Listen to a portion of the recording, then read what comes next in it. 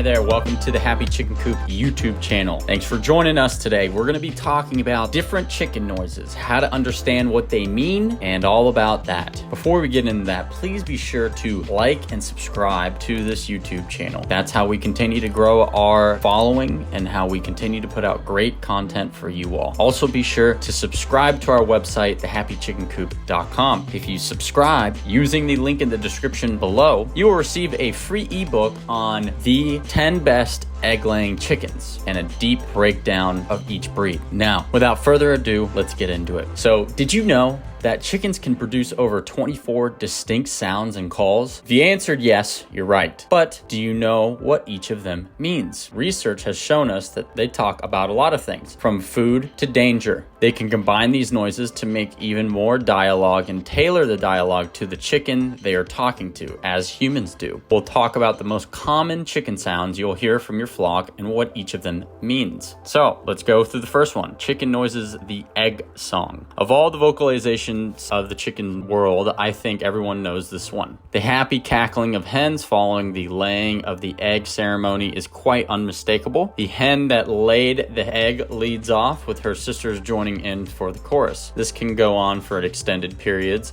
especially if several of the ladies happen to be lying around the same time. A slight variation on the egg song can be heard from when the favorite nest box is taken. The hen that is waiting for her nest box will start to do an urgent egg song rendition. This song takes on an edge as if she's trying to get the other hen to move to another box. This rarely works. The only hen I ever saw take notice of this was a young pullet, and she fled the nest, giving up to the complainant. The second one, Coop Chatter. I always greet my ladies with a good morning when I open up the coop. Several of them will answer me back with the chicken equivalent of a greeting. If I'm late in opening the coop, they will scold me in no uncertain terms, accusing me of lying in bed wasting the day. When putting them in for the night, I sometimes listen to the coop chatter as they settle down for the night. Murmuring trills and contented sounds abound. The third one, broody hens and grumbles. A broody hen is unmistakable. She has laid her eggs and is now sitting, waiting for them to hatch. If you disturb her on her nest or a flock mate gets too close, she will growl. Yes, chickens actually growl. This is a warning to stay away from her. Her hormones are raging and she wants to be a mother hen. If you don't heed the warning, you're liable to get a hefty peck or several until you leave. Some broody chickens will scream at you rather like a tantrum or a hissy fit. This, combined with the fluffed up and evil look, is designed to keep you away. Broody hens do get off the nest about once a day, usually. During this time, she will be fluffed up, bad-tempered, and clucking urgently and constantly. I think this is her way of saying, everyone out of my way, I have to get back to the nest. If you stop and watch her, all the other hens will move out of her way and give her plenty of space. Whatever she is actually saying, it seems to work very well to warn the other hens. Another one is content murmurs. When you see a flock of chickens moving around across the yard, you'll usually hear a low murmuring sound. This murmuring has been likened to contentment.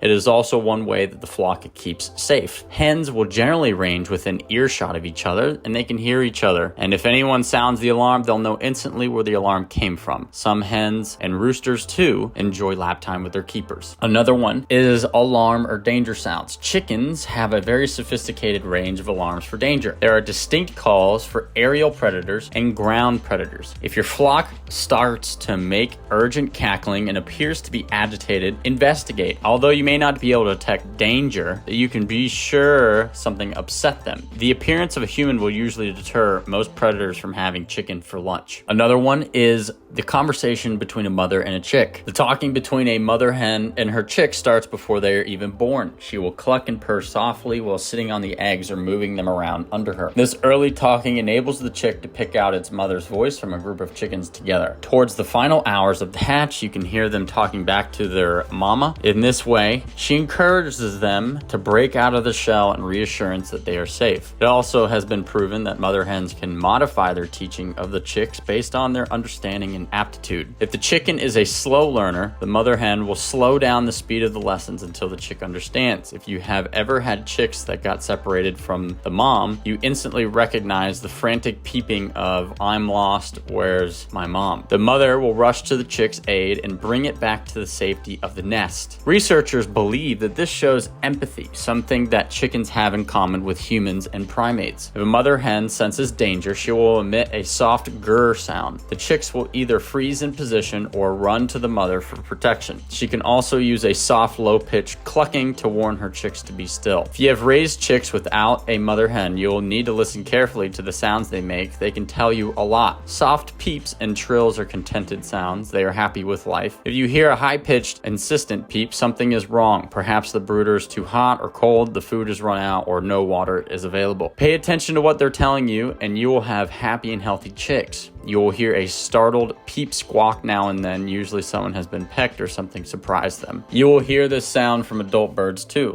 almost like, what was that? Another one, food calls. A mother calling her chicks to food uses a series of tucking noises similar to a rooster. This alerts the chicks to a tasty treat. To encourage them eating it, she will pick it up and drop it a few times until the chick gets the idea. Adult hens use the tuk-tuk noises to denote pleasure associated with food. It's generally reserved for special items such as treats. Well, I guess another noise is the quiet chicken. There is really no such thing. Although some birds may not be as vocal as others, they all talk. The shyer birds will not talk as much as those higher up in the pecking order, but if you make an effort to spend some time with them, they usually do talk. If one of your chatty birds is not talking, something is not right. Check her over to make sure she's okay. Keep an eye on her just in case. Perhaps she's just having an off day. Chickens can also get depressed, but it's usually over an event in her life. Maybe she had to be isolated for a while. As a social creature, this is traumatic for her. This is why I don't separate a hen from the flock unless it's necessary. Another event